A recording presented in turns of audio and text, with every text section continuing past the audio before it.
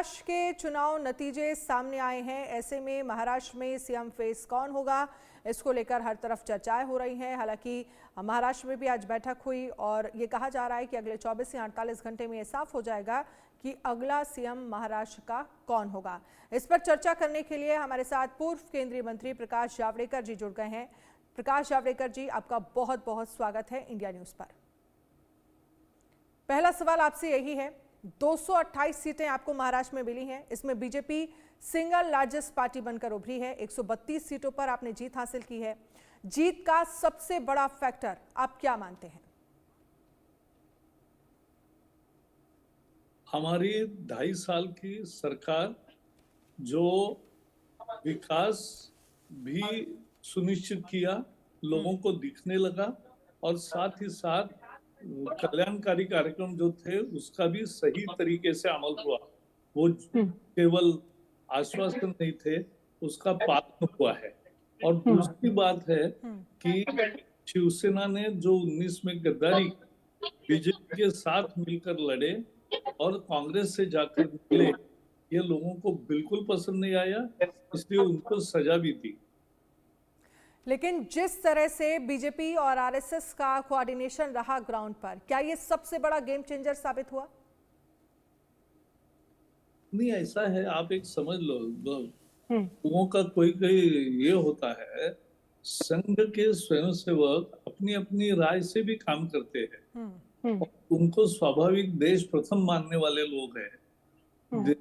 हम एक आइडियोलॉजिकल परिवार है, एक ही आइडियोलॉजी से आते हैं, तो इसलिए उसमें स्वाभाविक रूप से अपने अपने स्तर पर लोग काम करते हैं। लेकिन ये हमेशा ही बहुत महत्वपूर्ण रहता है और बूथ बूथ जो हम कहते हैं कि बूथ हमारा किला, तो ये इसमें सबका सहयोग होता है। लेकिन महाराष्ट्र में 50 साल के बाद किसी महागठबंधन को सबसे बड़ी जीत मिली है, जिसमें 228 सीटें हैं। और कल प्रधानमंत्री नरेंद्र मोदी की तरफ से ये कहा गया कि एक है तो सेफ है। ये जीत का महामंत्र रहा। इस पर क्या कहेंगे आप? ये तो सही है, क्योंकि कुछ लोगों को प्रयास है कि समाज में बिखराव हो, समाज टूटे, एक दूसरे के खिलाफ लड़े। जैसे शेड्यूल कास्ट की विभिन्न कास्ट बहुत है, शेड्यूल कास्ट एक ग्रुपिंग है, तो उसमें जो कास्टें हैं वो आपस में लड़े। शेड्यूल ट्राइब की कास्ट है वो आपस में लड़े, ओबीसी की कास्ट है वो आपस में लड़े, अलग अलग एक ग्रुप मिलके जनरल कास्ट से लड़े। तो समाज का बिखराव सोचने वाले लोग हैं। हम समाज को एक रखना चाहते हैं और देश को एक रखना चाहते हैं, इसीलिए लोग हमारे साथ हैं। और इसी का मंत्र है, एक है तो सेफ। 14 के चुनाव में एक भारत श्रेष्ठ भारत, ये नारा दिया ही था मोदी जी ने और उसको भी अच्छा समर्थन मिला। लेकिन आदित्य ठाकरे की तरफ से ये कहा गया है कि पता नहीं ये जनता ने जिताया है या फिर ईवीएम ने जिताया है।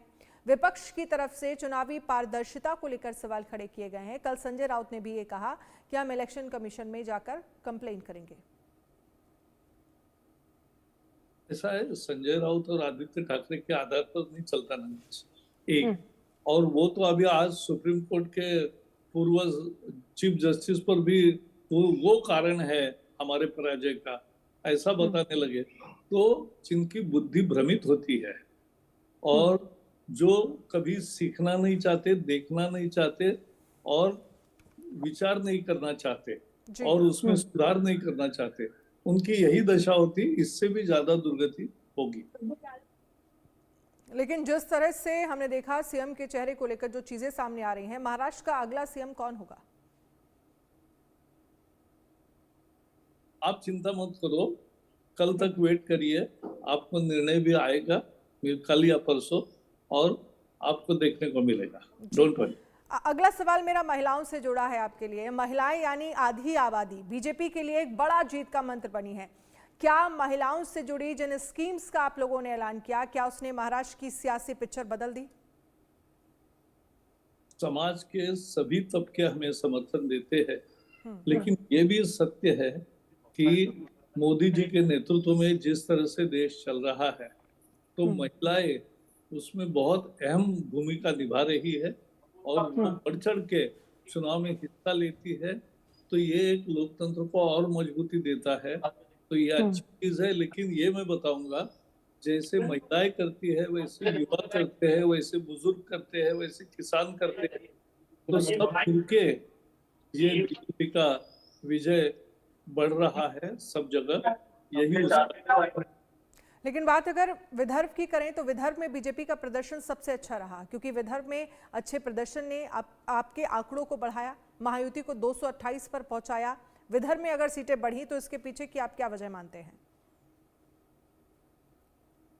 पहले तो विदर्भ में किसानों की हालत बहुत खस्ता थी पहले अनेक सालों से, और 40 साल पहले से ही बीजेपी ने किसान के लिए लगातार लड़ाई लड़ी है, और उस लड़ाई का परिणाम है कि वहाँ हमारी किसानों की लीडरशिप भी है और विजय को न्याय भी दिया है सत्ता में आने पर, और वो लोग समझते हैं।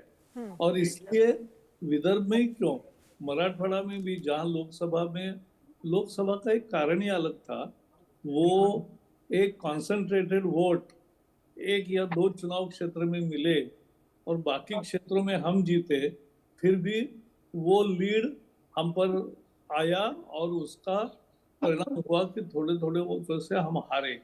वोट में फर्क कितना है, 2-4 लाख लोकसभा।